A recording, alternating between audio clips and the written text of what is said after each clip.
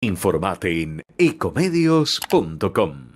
Seguinos en Twitter, @ecomedios1220.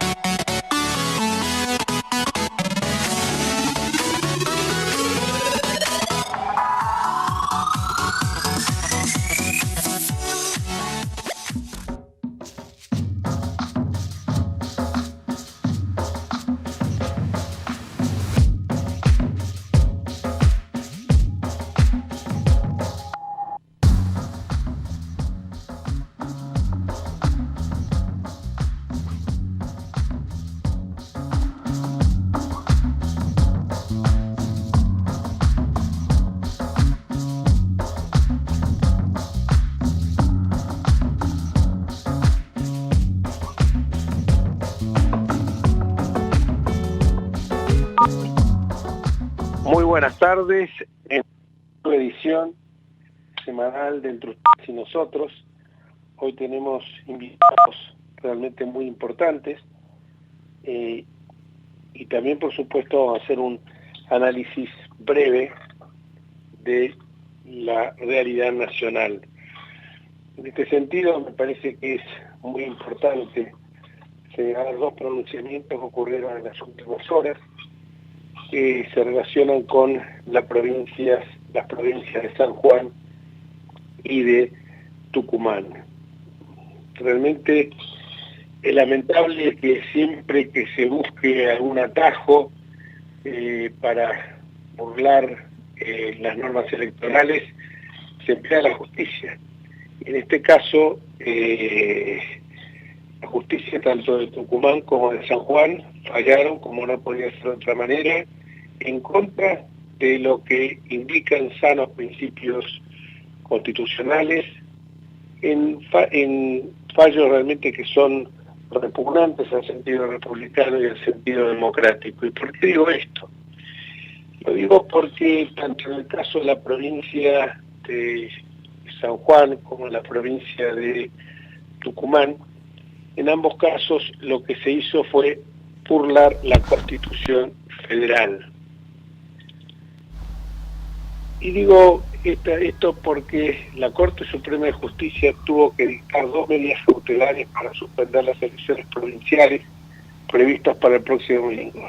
No son fallos que resuelven definitivamente la cuestión, sino que impiden un hecho consumado que torne ineficaz una decisión judicial posterior.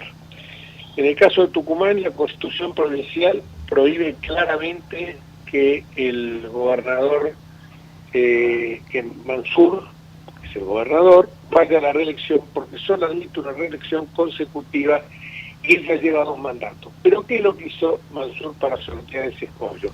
Va de candidato a vicegobernador. El Tribunal Superior de la provincia se limitó a una interpretación literal del artículo 90 de la Constitución provincial y básicamente consideró que ante la falta de prohibición expresa debe entenderse que el gobernador ha cumplido 2 periodos consecutivos como gobernador y puede postularse a vicegobernador. Esto es nada más y nada menos que el principio de 4x4, pero no me estoy refiriendo a una propaganda de una automotriz, ni estoy hablando de las conocidas pick-up que tienen esa denominación. Me estoy refiriendo concretamente al modelo que, importándolo de Santa Cruz, recordemos siempre lo que decimos de los Kirchner, el modelo de Río Gallegos lo llevaron a Santa Cruz, y de Santa Cruz, como aquel viejo aforismo futbolero que dice equipo que gana no se toca, lo trasladaron a nivel nacional, porque equipo que gana no se toca. Parece que no le salió finalmente demasiado bien por lo que estamos viendo en estas horas respecto de Cristina. Pero, ¿a qué me refiero cuando está hablando de este tema del modelo 4x4? Porque cuando se modificó la Constitución en 1994, se hizo con el sano espíritu de que fueran las reelecciones, no con un espíritu tramposo, sino decir las reelecciones, bueno, no hay reelección de presidente, tampoco busquemos la argucia de meter presidente y vice, cuestión que hoy me toca ser presidente, soy presidente de vuelta, y después digo no, como dice que no puedo ser reelecto, entonces voy de vicegobernador, o de vicepresidente en su caso. El modelo 4x4 era 4 años Néstor, 4 años Cristina, 4 años Néstor, 4 años Cristina. Claro, lo que pasa es que a veces la biología nos hace alguna traición, y la muerte de Néstor Kirchner evidentemente terminó con ese proyecto 4x4 porque se truncó, y bueno, y después entonces Cristina tuvo que inventar a un títere como Alberto Fernández. Pero volviendo al tema de lo que ocurrió ahí, son burlas que se hacen al sistema electoral, y las burlas al sistema electoral son siempre muy peligrosas, porque estamos manoseando a la Constitución, en este caso a la Constitución provincial, y no nos damos cuenta que atrás la gente esto lo percibe, y por eso es que hay ese descreimiento tan grande por la política como pasa en estas horas. Jorge, disculpame sí. que te interrumpa, está Osvaldo Pérez San Martino conectado y el doctor Alberto Garay también, Perfecto. para que lo sepa. Bueno, justamente tenemos dos invitados, bueno, uno no es invitado porque uno es uno de los actores principales de este programa, el otro sí es el doctor Alberto Garay, que ya le damos la bienvenida, y el doctor Osvaldo Pérez San Martino. Buenas tardes a ambos. ¿Qué tal? Buenas tardes, ¿cómo están? Hola, ¿cómo están? Muy bien, en primer lugar felicitarte, porque evidentemente esto de la provincia de Tucumán, esta medida cautelar que ha prosperado, lleva tu sello, porque vos has sido uno de los que Alberto patrocinó esta presentación hecha por el Partido de la Justicia Social, tengo entendido, así se denomina quien inculcó las actuaciones. Así fue, sí, junto con el doctor Roberto Toledo, tucumano, colega tucumano, que trabajó muchísimo también. Sí, sí, lo sé porque estaba hablando contigo y con él sobre esta cuestión, y Toledo había trabajado, el doctor Muchique, el abogado, había trabajado mucho en esto, estaba atrás de la senadora, actual candidata, Beatriz Ávila. Beatriz Ávila, sí. Exactamente, y me parece explicarnos un poquito más con el acompañamiento de Osvaldo Pérez San Martín, que le damos también la bienvenida, qué es lo que se resolvió en este caso. Yo estaba hablando de esta manera que se burla la Constitución Nacional, o en este caso una Constitución provincial, con estos atajos de que voy después como vicegobernador, y esto, bueno, es moneda corriente en muchos lugares del país, ha sido también esto en Santiago del Estero, y bueno, es lo que yo decía del modelo 4x4 que había implementado los Kirchner, y que se truncó por la muerte de Néstor, ¿no? Sí, bueno, voy a tratar de ser casi tan claro como fuiste vos en la introducción. La Constitución de Tucumán permite que el gobernador sea reelecto consecutivamente una vez, es decir, puede ejercer 2 periodos consecutivos como gobernador. Permite también que el vicegobernador sea reelecto una vez, con lo cual puede ocupar la vicegobernación en 2 periodos consecutivos. Luego, la Constitución dice, el vicegobernador, aun cuando haya ocupado el cargo por 2 periodos consecutivos, puede aspirar a la gobernación por 2 periodos consecutivos. Esto lo dice solo del vicegobernador. Lo que pretendía Mansur es que se leyera en la Constitución lo que la Constitución no decía, que era la situación inversa, que el gobernador pudiera presentarse como vicegobernador por 2 periodos consecutivos más.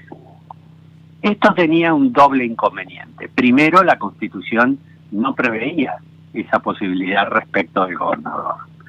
Y segundo, que si pero aclaremos que sí, perdón, sí. Aclaremos que sí respecto del vicegobernador. Del vicegobernador, exacto. Entonces, o sea, te estoy dando el pie para lo que viene ahora tuyo. Y el segundo tema es que si se hubiera permitido, o si se permitiera finalmente, este tipo de paso de una magistratura a la otra, primero voy 2 periodos como vicegobernador, después voy 2 periodos como gobernador, después vuelvo 2 periodos como vicegobernador, la dupla o el funcionario de los dos que fuera puede quedar en el poder in eterno, lo cual evidentemente está en contra de la regla que subyace a las sentencias que la Corte dictó del 2013 para acá, en el caso de La Rioja, en el caso de Santiago del Estero, en el caso de Río Negro, en el caso de Santa Fe, que dice que el principio republicano que la Constitución manda observar a las provincias por el artículo 5 de la Constitución Nacional, exige la alternancia en el cargo. Entonces, si yo consiento un sistema donde el funcionario nunca se va si lo votan, entonces estoy mancillando el principio republicano porque no va a haber alternancia en el cargo. El planteo es bastante simple, pero en la provincia le habían buscado esta vuelta, inclusive habían conseguido una sentencia del Tribunal Superior firmada por 3 de los 5 integrantes. De esos 3 integrantes eran ex fiscales de Estado de la provincia que habían sido designados por Mansur y creo que uno por Alperovich. Esto es lo común en la provincia de Tucumán y es bastante común en otras provincias. Los poderes judiciales están cooptados por el poder político de turno, donde se designan amigos, parientes, mujeres de amigos, mujeres de socios, socios, ex socios del estudio. Esto es lo que el kirchnerismo tanto criticó. No sé si vos recordás de la Corte de Menem, acordate el libro de Berbisky, Hacer la Corte. Cuando Berbisky en los 90 escribe el libro Hacer la Corte, lo que criticaba es que Menem venía a hacer a la Corte Federal lo mismo que había hecho en la Corte de La Rioja, y nombraba a su socio en el estudio jurídico, al socio de otro de los funcionarios suyos en la Secretaría de Inteligencia, nombraba a toda gente de su propio partido. Y esto lo criticaba Berbisky en el momento, y esto lo criticaba luego el kirchnerismo cuando criticaba la Corte de Menem con la Corte adicta. Bueno, en Tucumán esto es lo que se hace, como en otras provincias, y por eso es que en definitiva se admiten 10.000 tropelías contra la Constitución, en este caso violentando incluso el principio republicano. Alberto, un par de preguntas para clarificar por algunas críticas que se han hecho, y no solamente de sectores kirchneristas. Una es la escasa antelación con que resuelve la Corte, a 5 días de las elecciones, lo que obliga a suspender las elecciones, y otra tiene que ver con un tema técnico, pero que nadie como vos va a poder explicar, que es la competencia originaria en este caso, porque lo normal es que estos planteos lleguen por competencia apelada, es decir, que la acción se inicie en la provincia, llega hasta el Tribunal Superior y frente a una decisión del Tribunal Superior se puede interponer un recurso extraordinario federal. En este caso ha sido una acción en competencia originaria. Explico. Primero, acá hay 3 juicios iniciados por el Partido de la Justicia Social, que fueron a los que yo patrociné. Por un lado, iniciamos una inhibitoria para pedir que el juicio que Mansur había iniciado en la provincia, en la Corte de la provincia, contra la provincia, para que se le permitiera presentarse como vicegobernador, tramitara en juicios originarios de la Corte. Y la razón por la cual nosotros pedíamos eso era que todo el fundamento del pedido de Mansur se basaba en derecho constitucional federal o en tratados internacionales. Entonces, cuando la demandada es una provincia y el tema que rige el caso es derecho constitucional federal y derecho convencional internacional, la Corte tiene muchísima jurisprudencia que dice que esto es competencia originaria. Entonces, presentamos primero una inhibitoria para que la Corte le pidiera el caso a la Corte de Tucumán. Al mismo tiempo, cuestionamos cuando salió la sentencia de Tucumán permitiendo que Mansur se presentara por vía de recurso extraordinario, cuestionamos esa sentencia y está actualmente en la Corte esa sentencia también. Y parejamente iniciamos otro juicio en la competencia originaria de la Corte, una acción declarativa contra la provincia, porque la provincia convocó a elecciones con 5 meses y medio de antelación a la entrega del cargo del gobernador al nuevo gobernador, que debería ocurrir el 29 de octubre. Estos 5 meses y medio de antelación van en contra de la letra expresa de la Constitución de Tucumán, que permite una antelación de 2 meses. Antiguamente era de 4 meses, pero en 2006 se reformó la Constitución de la provincia y dijeron 4 meses es mucho, es un interregno demasiado grande entre el gobierno que viene y el gobierno que se va, genera inestabilidad, hagámoslo de 2 meses. Bueno, esta gente pasó por encima de los 2 meses y la corrieron 5 meses y medio antes. Por lo tanto, había tanto un recurso extraordinario en trámite cuanto el expediente en jurisdicción originaria. Luego, en jurisdicción originaria había 2 expedientes. Luego, los plazos. Miren, en la provincia la cosa está armada para que fluya en favor de quien tiene el poder y que las impugnaciones que se realicen a los candidatos prácticamente o no se hagan o no quede tiempo útil para hacerlas. ¿Por qué? Porque las listas se oficializaron el 19 de abril y la elección era el 14 de mayo. Es decir, no hay ni un mes entre el plazo de oficialización de listas al día de la elección para impugnar candidatos. Enterados nosotros de que se había oficializado la lista con Mansur como vicegobernador, recién ahí nosotros pudimos atacar esta acción de Mansur y de la provincia, porque recién ahí se exteriorizaba y se oficializaba la voluntad de Mansur de ser candidato a vicegobernador. Presentamos la demanda 3 días hábiles después, el 24 de marzo, el lunes 24 de marzo, el 24 de abril. Ese mismo día, al día siguiente, la Secretaría de Juicios Originarios mandó el expediente a la Procuración General, que siempre tiene que dictaminar antes respecto de la competencia de la Corte.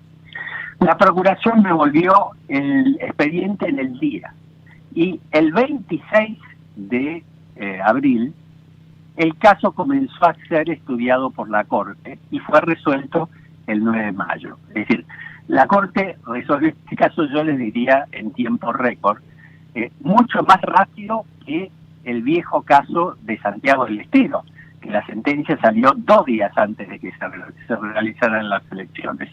Con lo cual, quien diga que la Corte se tomó no sé cuánto tiempo, dicen, es alguien que no conoce el expediente, ¿no? Está hablando por boca de ganso, por lo menos en lo que se refiere al caso de Tucumán. Oh, está muy claro, y acá ya en el mes de diciembre creo que había comenzado el pedido de una acción declarativa por parte de Mansur ante la Corte Suprema de Justicia, ante el Superior Tribunal de la provincia de Tucumán, creo que es así, sí, ¿no? En octubre. En octubre del año pasado. En octubre del año pasado.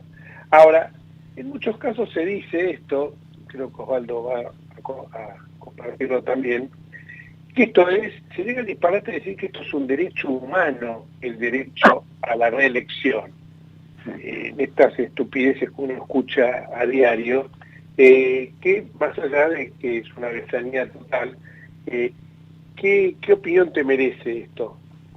Sí, no, a mí me parece francamente un disparate.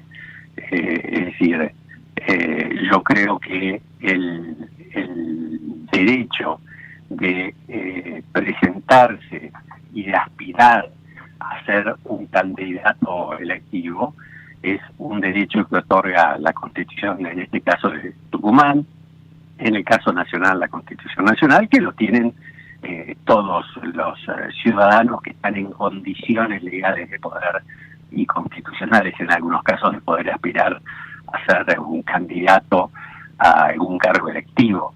Pero en realidad quien impone los límites de los ciudadanos es por un lado la Constitución y por otro lado la ley. Si la Constitución, como en este caso, dice que el vicegobernador puede presentarse para aspirar a ser gobernador, pero no menciona que el gobernador puede hacer lo mismo, es obvio que no puedo interpretar lo que no está escrito. Es más, en la reforma del 94 de la Constitución Nacional, hablo ahora, como a veces se utilizaban estas interpretaciones disparatadas que buscaban una voluntad ficta en el silencio, la Constitución expresamente dice ahora que el silencio de cada Cámara no podrá ser interpretado como un asentimiento ficto de una determinada situación.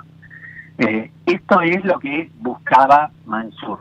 No dice que no dice que lo puedo hacer, pero no dice que no lo puedo hacer, cosa que es un disparate, porque además la jurisprudencia de la Corte dice que en temas electorales el método de interpretación siempre es restrictivo.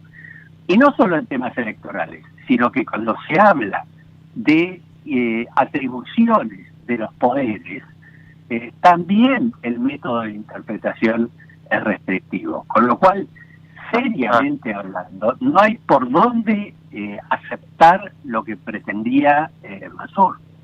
Claro, acá, como decía Jorge, muchas veces se intenta interpretar, y también en Latinoamérica, no se ha hecho en Bolivia, en muchos otros países, que el derecho a la reelección es un derecho humano y que no se lo puede cercenar. Y como dice Alberto, además la interpretación, una cosa es la interpretación de los derechos, que establece el artículo 19, ¿no? Lo que no está prohibido está permitido, pero en el plano de los poderes rige el principio contrario, el principio de especialidad, ¿no? Y el derecho electoral hay que interpretarlo de esta última forma. Claro que es una limitación a la democracia, pero hay nosotros tenemos una democracia republicana o constitucional que es limitada.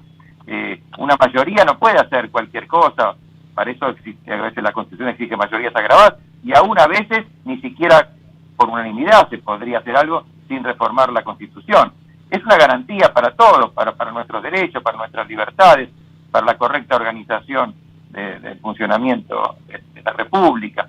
Es decir, que la limitación del derecho a la reelección es funcional al pleno desarrollo de una democracia liberal, porque la República se basa fundamentalmente en la despersonalización del poder, y sabemos a los abusos que tiende la concentración y la eternización del poder en una sola persona, ¿no? El constitucionalismo nace contra eso, contra la concentración del poder, así que esos argumentos no tienen el menor sentido. Y dejando agregar una cosa más, sí, Osvaldo, para los que les gustan la jurisprudencia y las opiniones de la Corte Interamericana. Claro. La Corte Interamericana tiene una opinión consultiva que es la número 28 del año 2021, donde expresamente dijo, concluyó que la habilitación de la reelección indefinida es contraria a los principios de una democracia representativa y por ende a las obligaciones establecidas en la Convención Americana sobre Derechos Humanos y la Declaración Americana de Derechos y Deberes del Hombre. Es decir, para aquellos que ven en esto un derecho humano, la propia Corte Interamericana, en una opinión consultiva, le está diciendo no es un derecho humano perpetuarse en el poder. Eso porque justamente es un fin legítimo de los estados evitar que las personas se perpetúen en el poder, porque la permanencia, evidentemente, por largo tiempo va a afectar la independencia y la separación de los poderes. Pero la pregunta mía venía por cuando vos hablaste de Santiago del Estero, en un fallo Unión Cívica Radical de hace 10 años, sí, claro, contra Santiago del Estero, se tuvo la necesidad en ese fallo de plasmar que la prohibición de reelección de cargos ejecutivos que puedan incluir las constituciones provinciales no vulneran la Constitución Nacional ni la Convención Americana de Derechos Humanos. O sea que es lo mismo que, no sé, mira, en este momento se me ocurre algo que decir que una ley que diga que solo sale por el este y se pone por el oeste, porque son cosas que la verdad que solamente en nuestro país pasan, de que lo evidente tenga que ser plasmado en un fallo o en una ley. ¿Sí? Además, Jorge, perdóname, la incoherencia de ellos y el cinismo, porque hace pocos años en Río Negro el Frente de Todos planteó una acción dada por el actual ministro de Justicia, Soria, para impedir la reelección del gobernador, y entonces que atentaron contra la democracia, por lo que dicen ahora. Así fue, efectivamente. La verdad ha sido muy claro y queríamos tener tu palabra con Osvaldo, querido Alberto, porque evidentemente llevaste adelante este juicio juntamente con el colega tucumano Roberto Toledo, pero queríamos conocer de primera mano la opinión tuya. Bueno, muchísimas gracias por invitación a vos, Jorge, y Osvaldo también. Y Osvaldo, gracias, Alberto. Somos gracias, socios, Alberto, somos socios en este programa, Alberto. Osvaldo, es verdad. Bueno, un abrazo grande, Alberto, querido. Abrazo y gracias. Tal vez. Gracias. Y nosotros nos vamos a una pausa, creo, por la hora. Y por supuesto que Osvaldo va a seguir conmigo, ¿no es cierto? Acá sigo, por vía remota, pero estoy. Bueno, yo también estoy por vía remota, te quiero decir. O sea que los dos estamos trabajando, aprovechando estas comodidades que nos da la tecnología. Bueno, vamos a una pausa, ¿no? Y cuando volvamos, más entre ustedes y nosotros con algún otro tema, seguramente de actualidad. Gracias. Vamos la radio, somos tu voz. Vamos con Eco, siempre la verdad y la mejor información. El mejor gimnasio te espera. Elegí las clases que quieras. En Unfit vamos a cuidarte. En Unfit venimos a encontrarte. ¿Cómo prevenir dengue, zika y chikungunya? Sin criaderos no hay dengue. Limpia tu patio de objetos que acumulen agua. Elimina agua estancada de recipientes. Reemplaza con tierra o arena el agua de tus flores. Tapa los tanques de agua y cisternas. Tira y perfora llantas para que no acumulen agua. Limpia floreros y bebederos. Recordá, sin criaderos no hay dengue. Intendencia Menéndez. Informate en ecomedios.com. Seguinos en Facebook, Ecomedios Live.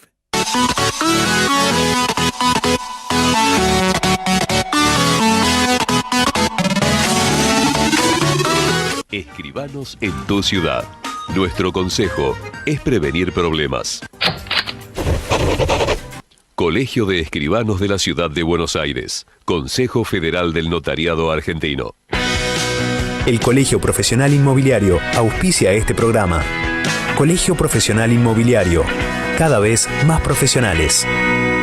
¿Conocéis los planes de salud de Andar, la obra social de los viajantes vendedores? Planes para empleados en relación de dependencia, monotributistas y particulares. Solicita un asesor comercial al 0810-345-0184. El sábado 13 de mayo de 10 a 13 asesorate con un escribano. Te esperamos en Caballito, en la Biblioteca Popular Alvear, Avellaneda 542. También podés proteger tu vivienda sin costo. Seguinos en Instagram, @Colegio Escribanos Cava.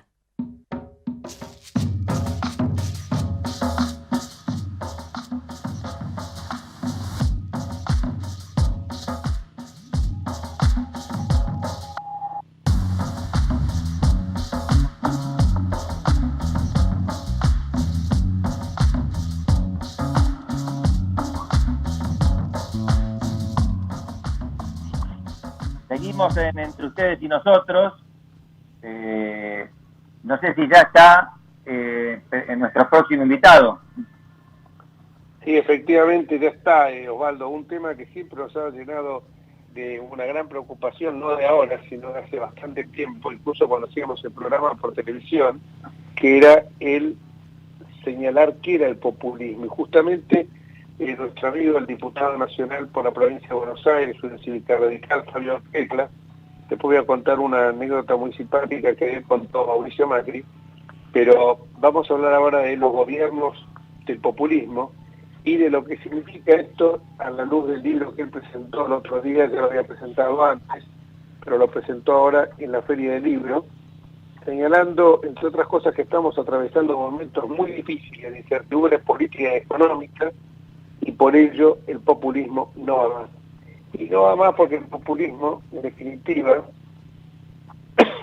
genera que es denigrante que se tenga que comprar voluntades para ser aceptado, porque una dádiva da contención, pero no incentiva el progreso. Una sociedad que vende su voto por una bicicleta o por una heladera para conceder poder a aquel que la condena a perder la dignidad, evidentemente esta sociedad no tiene futuro. Querido Fabio, te saluda Jorge Enríquez y Osvaldo Pérez San Martino. Bueno, un gusto conversar con ustedes dos, la verdad que muy agradecido porque me hayan convocado a este diálogo. Osvaldo. Fabio, sí, no leí todavía tu libro y estoy muy interesado en él por el tema y por que sé con qué inteligencia seguramente lo abordás. No pude ir a la presentación en la Feria del Libro, pero me alegro que haya salido todo tan exitosamente. ¿Por qué no nos decís muy sintéticamente qué es lo que te propusiste, cuál es la tesis principal de tu libro? Mira, yo voy a contar de algo que es extra libro, pero que explica la vocación porque yo me he puesto a escribir, ¿no? Desde fines de la Segunda Guerra Mundial hasta la caída del muro de Berlín, todo el mundo en general, pero en particular Occidente, vivió un largo ciclo en términos, por lo menos de vida biológica, o capaz que en términos históricos no tan largo, de incremento y de consolidación de un proceso que llamaríamos genéricamente de confianza institucional. O sea, las personas, no sin motivos, pero porque se iban alcanzando ciertos estándares de éxito, etcétera, cada vez más confiaban en los reguladores financieros, en las instituciones académicas, en las instituciones políticas, porque como nunca la historia de la humanidad, a pesar de nuestros permanentes quejas, se iba logrando un estatus de construir sociedades crecientemente prósperas, crecientemente amables, crecientemente pacíficas. Por supuesto que había guerras, pero menos guerras que si uno comparaba con el siglo XIX o el siglo XVII, o por supuesto que había pobreza, pero menos pobreza que antes. Por supuesto que había dolor o enfermedades, pero había menos. Y ese proceso era muy evidente, y la confianza institucional a su vez retroalimentaba la capacidad de incidencia de esas instituciones. Al gozar de la confianza pública, esas instituciones, cuando indicaban algo, cuando señalaban algo, me estoy refiriendo no solo a instituciones políticas, sino al conjunto institucional que ordena una sociedad, digamos, ¿no? Lo cierto es que después de la caída del muro de Berlín, se sucedieron una serie de hechos. Quizás el más paradigmático es la quiebra del Lehman Brothers, y lo señalo como más paradigmático porque 6 meses antes de que Lehman Brothers quiebra, los reguladores y las calificadoras de riesgo decían que Lehman Brothers era un banco solvente, y quizás Argentina no lo vivió tan fuerte porque estamos lejos de los flujos financieros, pero hubo países en el mundo que vieron triplicar su tasa de desempleo. España empezó la crisis con 12 o 13% de desempleo y arañó el 30%. Bueno, Grecia, etcétera, millones de personas perdieron sus hogares.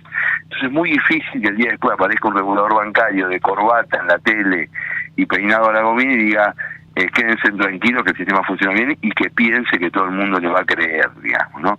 Pero lo mismo que pasó con eso, uno si va para atrás empieza, no sé, Enron, no sé, Bhopal, Chernobyl, la talidomida, o sea, las instituciones hicieron mucho por el bien de la humanidad, consolidaron procesos, procedimientos, garantizaron mejores condiciones de vida, etcétera, pero también en algunos casos fallaron, y esas fallas se fueron construyendo también un proceso de desconfianza institucional, ¿no? O sea, cada vez más, esto se vio claramente en la pandemia con la militancia antivacuna, pero cuando digo desconfianza institucional es algo que excede al Estado, y en algunos casos hay señalamientos a instituciones muy específicas, digamos, que son objeto de una enorme desconfianza por parte de las sociedades.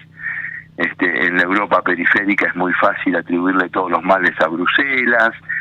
Bueno, ahora en la Argentina se ha puesto de moda que todos los males nacionales los tiene el Banco Central, y así sucesivamente.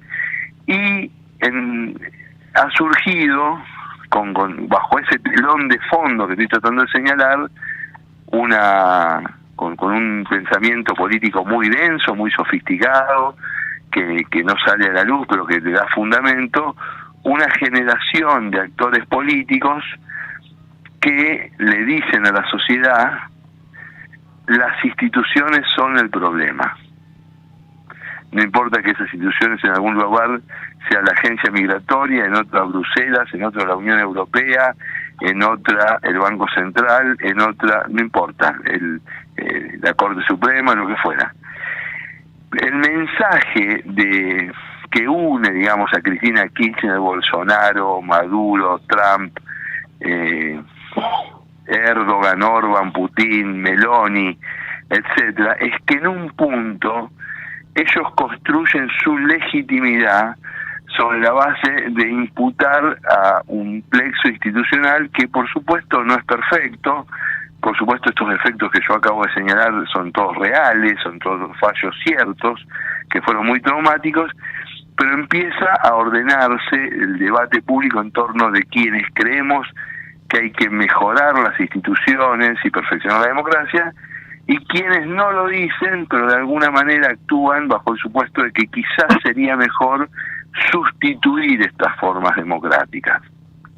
Esa discusión que no está explicitada es la que pone en enorme tensión, digamos, a ciertos modelos institucionales. Cuando más frágil era preexistentemente el modelo institucional, la tensión es más alta, por supuesto, y cuanto menos frágil, la tensión es menos alta. Ahora, los que creemos que las instituciones le dieron a la humanidad, digamos, el medio siglo más próspero, más saludable, de mayor producción cultural, de mayor liberación de las fuerzas humanas, etcétera, etcétera, quienes creemos en eso, enfrentamos un desafío muy grande, porque es muy difícil movilizar a la sociedad en la defensa de algo tan gris y rutinario como son las instituciones. Yo creo que es un error garrafal todo el tiempo invocar que las instituciones no excitan a nadie, y en una democracia el respaldo de una población que se compromete con algunos procesos es un insumo ineludible de una construcción política. Por eso, y voy a spoilear mi libro, en definitiva, no hay otra forma de construir el populismo que hacer una oferta superadora, digamos. No es tanto comprender la difícil anatomía de este monstruo de 7 cabezas que cuestiona las instituciones aprovechándose de un momento de debilidad institucional, que tiene 2 aditamentos más. Es un momento de enorme debilidad en la legitimidad por estos errores, con 2 aditamentos muy claros. Uno, lo que se llama la revolución de las expectativas, o sea, los casos más traumáticos, digamos, de reversión de procesos institucionales exitosos. Por ejemplo, pongamos el ejemplo del país hermano de Chile. Chile bajó a 1/3 la pobreza que tenía hace 30 años, digamos, y sin embargo la sociedad se rebela, seguramente con algunos argumentos legítimos, por supuesto, etcétera, etcétera, pero esa rebeldía tiene como fundamento muchas cuestiones, pero una que no está escrita, que no se la dice, que es la revolución de las expectativas. O sea, todo es poco cuando tus expectativas son infinitas, Y para el modelo alternativo al populismo, la cuestión de la reducción de las expectativas es un desafío, y el otro tema es la tribalización de la vida cotidiana, ¿no? Los algoritmos y las redes, etcétera, que hacen que nosotros dialoguemos todo el tiempo con nuestros parecidos, que nos informemos con sesgo de confirmación, que la sociedad se vaya tribalizando, es otra ventaja enorme para el populismo, porque la tribalización pone muy en cuestión, o sea, las instituciones, entre otras cosas, se construyen para garantizar una convivencia cívica, no una gestión tensional de tribus en conflicto. Lo cierto es que la mesa está tendida para una situación de difícil solución, y mucho más si se lo toma esto banalmente, ¿no? Entonces, uno tiene la sensación de que cuando escucha, y esto no es exclusivo de la Argentina, el discurso supuestamente antipopulista, son gente por lo general bastante razonable, que propone mantener un orden económico lógico, equilibrio presupuestario, un nivel de integración a la economía mundial bueno, una profesionalización del Estado, una simplificación de los trámites. Digamos, no acaban por entender que nada de eso, esos son instrumentos, eso no es un mensaje político, ¿no? O sea, el mensaje político del cirujano es: te voy a curar, no es voy a tener aséptica el bisturí, el nivel de temperatura del quirófano va a estar adecuado. Eso, bueno, son todos medios. O sea, el objetivo es curar, bueno, y el objetivo, pareciera ser que el objetivo del no populismo no termina de cuajar, porque o por un exceso de prudencia en términos de la propuesta política, o sencillamente porque nos hemos visto desbordados frente a este imaginario político que con todo esto ha aprovechado esta oportunidad y ha hecho del conflicto permanente una forma de construcción de legitimidad. Con esto termino, a mí me causa bastante gracia cuando hay un montón de gente muy informada que se sale de una situación, por ejemplo la 125 se termina, se vota, etcétera, pasan algunas semanas, el país tiende a relajarse y aparece lo de la ley de medios. Y de vuelta un conflicto, etcétera. La gente me dice: uy, no, parece que no podemos salir de esto. Es que una de las partes de la lógica populista es generar la conflictividad, no es una casualidad, es a propósito, porque ahí se construye la legitimidad, generando un conflicto que de vuelta desnude a una institución, en este caso los medios, que puede ser la propiedad privada, lo que fuera, como responsable de el letargo del país o de las injusticias que se viven, y asumiendo una representación salvífica de parte de un líder que cuestiona las instituciones, lo establecido, y que pone a las sociedades todo el tiempo en vilo. El antipopulismo, para salir de eso, pretende llevar adelante una lógica excesivamente rutinaria en la gestión de la política. Yo soy un tipo que ama las rutinas, quiero aclararlo para que nadie se sienta, pero me parece que hay que construir un objeto de deseo político, un imaginario, y yo en el libro introduzco 4 elementos para ir construyendo una visión no populista, no complaciente, pero que sea alternativa al populismo y que pueda ser lo suficientemente atractiva para que podamos ganar esta pulseada democrática, ¿no? Vos en un momento dado dijiste que la democracia es rutinaria, parecería eso, estamos totalmente de acuerdo, la democracia no es ética. Entonces parecería que sobre ese caballito cabalga el populismo, porque el populismo en definitiva se introduce dentro, para alcanzar el poder, utiliza los mecanismos de la democracia, elecciones, congresos, etcétera, pero para pulverizar la seguridad jurídica y la existencia de un capitalismo equilibrado y virtuoso. No reconoce reglas, y entonces es una tiranía clientelar que a la postre va a cargarse el sistema electoral y la Constitución. Esto le puede resultar a la gente que quiere salir, porque cuando hablaba de lo gris, de la democracia que no es ética, mi cabeza fue remontándose para muchos años atrás, con un gobierno que fue excelente, pero que en su hora fue catalogado porque era un gobierno gris. Y yo en esto creo que los gobiernos son eficaces, no necesitan andar reclamando por cadena nacional y haciendo las pavadas que hace Fernández, pero se decía que ese gobierno no tenía ética, y entonces, claro, sobre esto cabalgó el gobierno. Lo que pasa, Enrique, el gobierno, me refiero al gobierno de Arturo Illia, y sobre eso sí, cabalgó el gobierno, el golpe militar de Hungría, ¿no? Pero entre el uso abusivo, yo tengo una crítica muy profunda a esa actitud. Yo creo que los gobiernos deben defenderse frente a la opinión pública. O sea, yo creo que es un rol gubernamental, ¿no? Nosotros, el gobierno de Illia fue efectivamente excelente en muchos campos, pero fue malo en eso, y tenemos que decirlo, y porque una cosa es abusar de la propaganda, una cosa es acallar a los adversarios o mentir con la estadística, etcétera, y otra cosa es renunciar a construir legitimidad política, que es parte de la conversación pública que tiene que darse, porque para eso yo te lo voy a llevar al extremo, porque bajo el paradigma de que no hay que hacerlo, uno podría preguntarse, entonces ¿para qué militamos? Y el punto es que voy a decirte una cosa en la que creo profundamente, ¿no? Viste que en muchas legislaciones, la legislación argentina, bueno, ahora las redes lo dejan un poco en ridículo, eso había un tiempo, ¿no? Unas 48 horas para reflexionar sobre el voto, entonces no se podían hacer actos partidarios, ciertas limitaciones, etcétera. Y eso tiene una explicación lógica, bueno, frente al momento de votar, no sobreestimular al votante, que tuvo ya su posibilidad de obtener información, etcétera, y tomar su decisión. Una de las cosas interesantes de la cultura, ya sea que uno lea un libro, que lea un tweet, que vea una película, etcétera, es que uno está dispuesto a cambiar de opinión.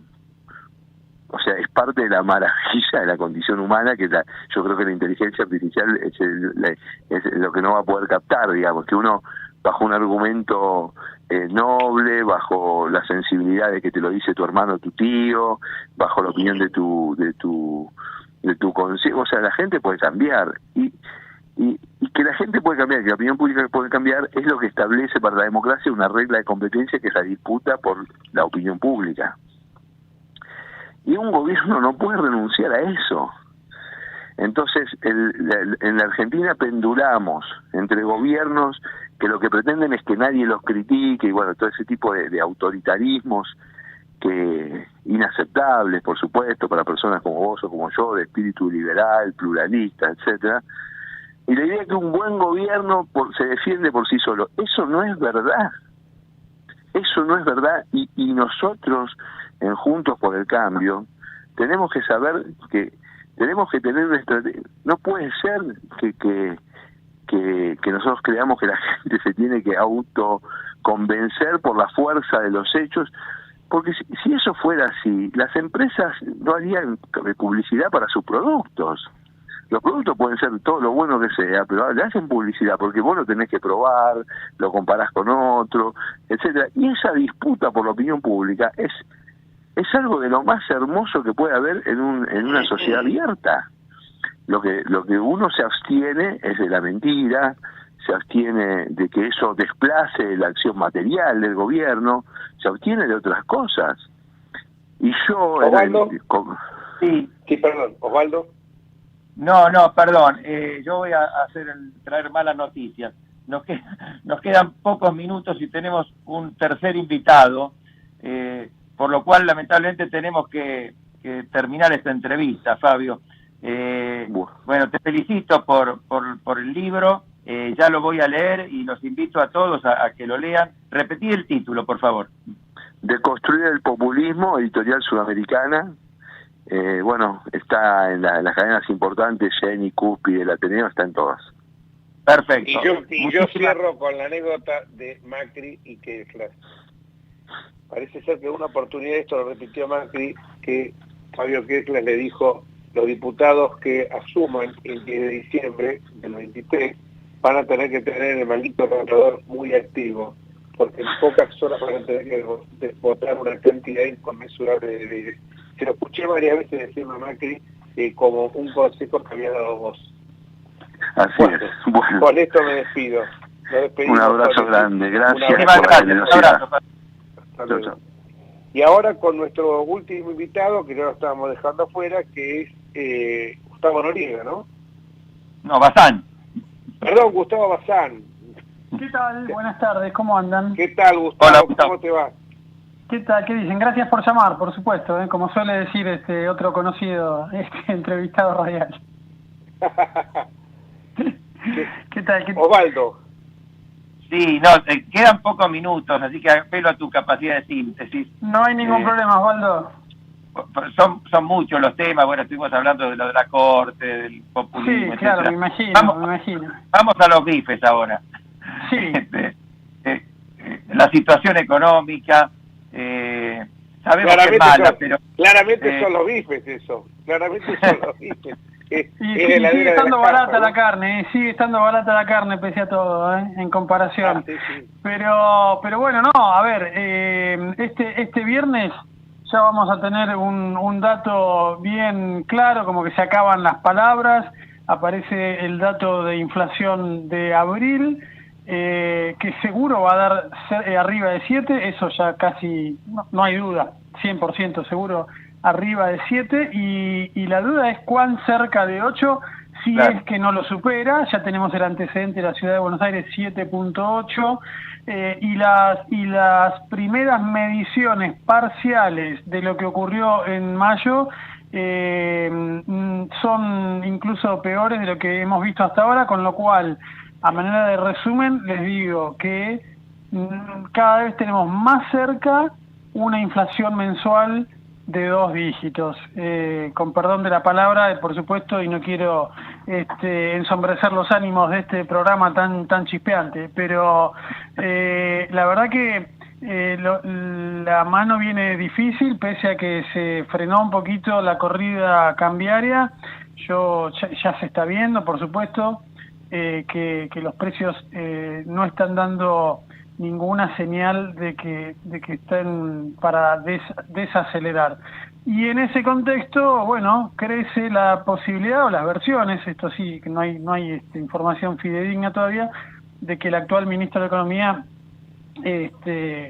está pensando en candidatearse, pero claro, siempre y cuando no tenga que competir en unas PASO, ¿no? Es decir, un dedazo de consenso para que sea el candidato a presidente. Me parece que por ahí está pasando lo más caliente de la economía, por lo menos en esta coyuntura tan preocupante, sobre todo, ¿no? Sería una candidatura bastante extraña de alguien que ha fracasado, pese a los numerosos comunicadores que lo adulan, ha fracasado tan rotundamente, ¿no? Él dijo que iba... Pero está bien, yo eso estoy totalmente de acuerdo con vos para un país medianamente normal, pero yo no sé, la verdad que el tema encuestas, viste, es tan resbaladizo, pero tal vez su apuesta es, y bueno, si acá pasa algo y no sé, lo inflamos o se infla Milei por un lado y tenemos alguna chance de entrar a un balotaje y después que sea lo que Dios quiera, qué sé yo. Audacia no te falta. Audacia, por supuesto, audacia no hace falta. Y no sé, a juzgar por las encuestas, como que no hay alguien que hoy pueda decir me parece, ¿no? No hay alguien que, ninguna de las fuerzas que hoy, 10 de mayo, es 10, ¿no? Sí, nos pueda decir, esta fuerza, este partido va a entrar, ya está dentro del balotaje. ¿Alguien puede decir algo con certeza? Yo no me animaría, a pesar de que hay más ruido que sustancia en el tema encuestas, ¿no? Creo que acá es aplicable, y Osvaldo, que es un viejo tanguero, me lo va a decir correctamente, aquella letra que decía que cualquier cacatúa que tiene la pinta de Gardel piensa que canta como Gardel, ¿no? En tu esquina criolla cualquier cacatúa sueña con la pinta de Carlos Gardel. Pero está bien, pero yo la verdad que les transmito esta no digo preocupación, pero esta duda. ¿Hay algún espacio que hoy diga, sí está seguro entre el balotaje? A mí me parece que no sé ustedes qué piensan. Totalmente de acuerdo, Gustavo. Totalmente de acuerdo. Uno puede tener más simpatía por Juntos por el Cambio y por Patricia Bullrich, en el caso mío, pero realmente está bien que falta el cierre de listas, las fórmulas, recordemos que el actual presidente fue informado, creo que en mayo, ¿no? Fue para esta época, creo.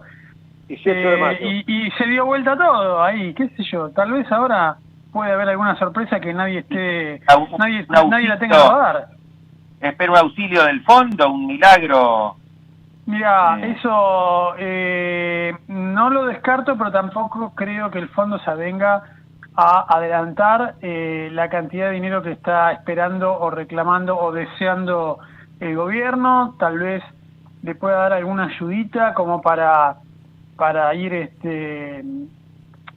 acompañando el recorrido hasta las elecciones, pero no creo ni de cerca que el Fondo Monetario esté dispuesto a desembolsar 10.000 millones de dólares, y tampoco veo que el gobierno quiera hacer una gran devaluación como que justifique ese desembolso del Fondo Monetario, que obviamente, como cualquiera diría, no te puedo prestar yo para que vos vendas a 200 o 230 lo que en el mercado se está pagando el doble. No tiene ninguna lógica acompañar ese tipo de operación. Así que por ese lado me parece, no veo muchas posibilidades de que el fondo le dé una buena noticia a este gobierno. Tampoco tal vez no le va a soltar la mano y seguirá acompañando con declaraciones de que seguimos trabajando, muy consustanciados, lo de siempre, nada que nos sorprenda. La mala noticia ha sonado el gong. Ha sonado las 7 de la tarde, ahí está. Las 7 de la tarde, la hora que empezaba a hablar de partido del mundo campañales. Muchas gracias. Osvaldo, un abrazo grande. Osvaldo y Gustavo, no se olviden de algo, siempre está el Boy Scout siempre presente, siempre listo.